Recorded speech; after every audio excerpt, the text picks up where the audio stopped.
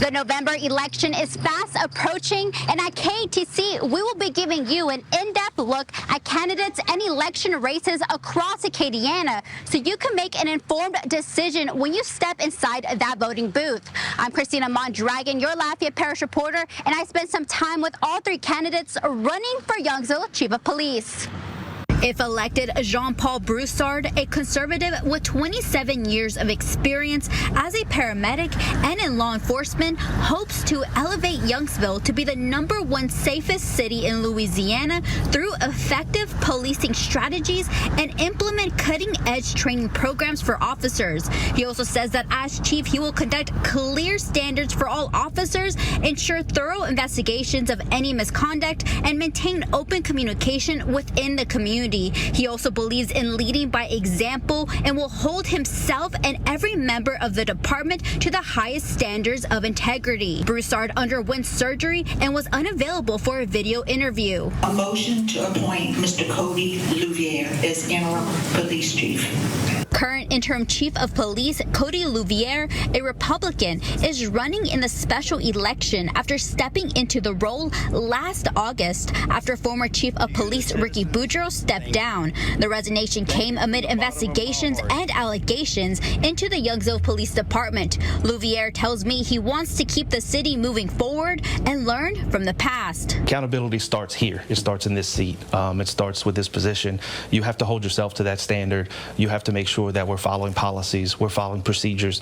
You know, one thing I say all the time, I tell it from my kids to my officers to my supervision to my command staff is it's too easy to do the right thing.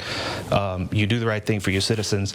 Matt Thomasy, a Republican, will also be running for the position. He has 15 years of law enforcement experience and says he's ready to take on the role and grow the trust of the community. So the first thing, if I were to win the election, the first thing I would want to do is what I'm going to call a comprehensive operational review. And that would basically entail going through the entire department of fine-tooth comb, from operations to budget to training and retention and hiring and everything. I do have ideas as far as what I would like to see the department become. Election day is November 5th, and to read an in-depth question and answer on candidates in your neighborhood, head to KATC.com. I'm Christina Mondragon, your Lafayette Parish reporter for KATC TV3.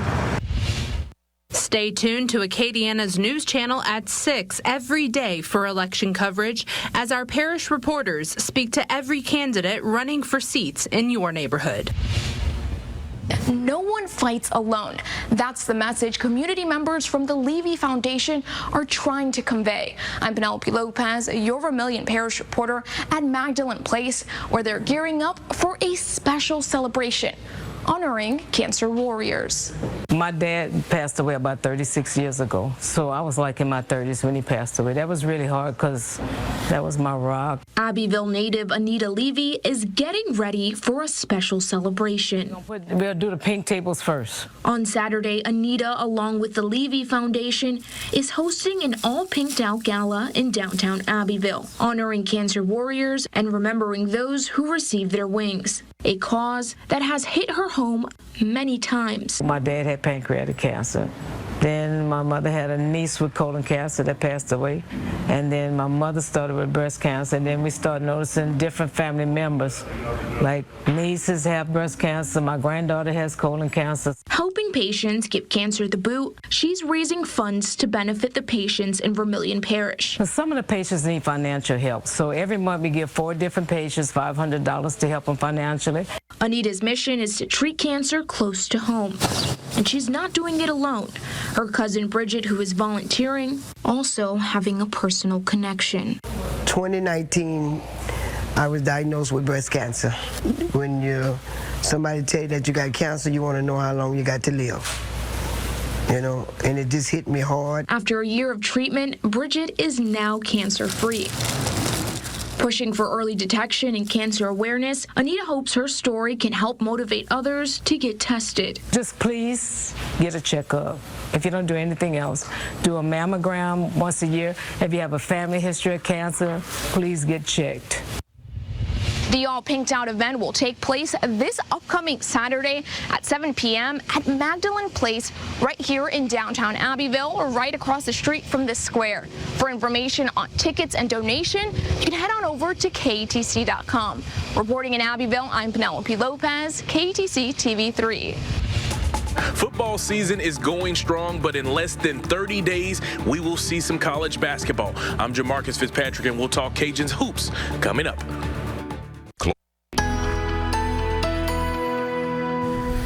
Welcome back with more gorgeous weather on the horizon for Acadiana. A cool front down the road into next week. But first off, let's take a look back at Milton. It was upgraded to a tropical storm Saturday, and by Sunday, it was a Category 1 hurricane. And then inside of just 10 hours, it went from a Category 1 hurricane to a Category 5 with 180-mile-per-hour winds. Watch as that eye becomes a pinhole 3 to 4 miles in diameter. Then it went through an eye wall replacement cycle, so we lost the eye a little bit, and then there reappears a very intense storm, Category 4 here, and then eventually interacting with upper level shear, and that is what kind of broke up the storm as it moved inland, but still making landfalls officially a Category 3, Category 2 conditions across much of Florida, and of course, as you just saw on the national news, widespread destruction from the tornadoes on the east coast to the surge down to the south, and just pure wind damage across the central part of Florida. Over 3.5 million people without power. That's customers, not people. There's more people without power. Customers can be 2, 3, 4 at the household. So here's the big picture. Dry air still in place across our region. Drier air into the Gulf of Mexico, and it looks like it's going to stay that way. And again, you can see the remnant system of Milton out to sea now. It's a post-tropical cyclone. It's still a cyclone, but more like a nor'easter now, being guided by upper-level winds. Still 70-mile-per-hour surface winds. And then we have Tropical Storm Leslie, was a hurricane, got downgraded to a tropical storm. And then there's a system coming off the African coast. No issues, at least over the next 10 days.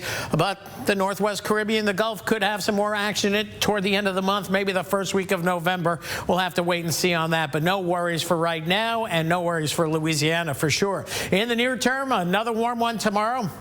High pressure off to the north and east of us will be working its way in, so just sunny skies. Maybe we'll see a cloud or two, but not many as we head into the weekend, and more of the same as we go into next week. And those temperatures, daytime highs creeping upward, but tonight another cool, pleasant one. Mid-50s for northern portions of Acadiana will favor mid to upper 50s across the I-10 corridor, and upper 50s down along the coast. And of course, there's a big aurora alert for much of the U.S., but will we see it here locally? Really hard to tell. Probably not. But you want to look off to the north, get into a dark place, look on the horizon after about 11 o'clock at night. That's when the ionosphere can get excited with the incoming energy from the coronal mass ejection that was Earth-directed. A G4 class storm expected, but that doesn't mean we're going to see it, but maybe your feed will see it on your Facebook or Twitter feed. You'll get to see some pretty cool pictures later on tonight. Now, 89 the projected high tomorrow. Another nice one out there, a warm afternoon. Few clouds off to the north of us, but no concerns weather-wise. It's just warm in the afternoon, downright hot as we head into the weekend. But at night, it's still pleasant. And then here comes that front as we get into Monday, and that brings our temperatures down into the lower 50s for a few days, which means we could see some upper 40s in outlying areas come Wednesday and or Thursday morning. Then a little bit of a warm-up into the following weekend. Maybe a few showers down the road. We'll see. That's it for weather for now. We'll have more coming up in just a bit. We're less than a month away from Louisiana men's basketball hitting the court once again, and this team is loaded with experience. 9 guys returned from last season, including familiar names like Hosanna Katinje and Kentrell Garnett. That fact, along with 6 seniors being on this roster, are all ingredients towards a potentially successful year. That's super important, especially in college basketball today. The better teams are the older teams, the guys who have more experience. So going into this year with more experience, we just it's easier for us to get gelled together and us to play basketball because we all know what to do. Just having that experience and like just knowing what to do and taking in the younger guys.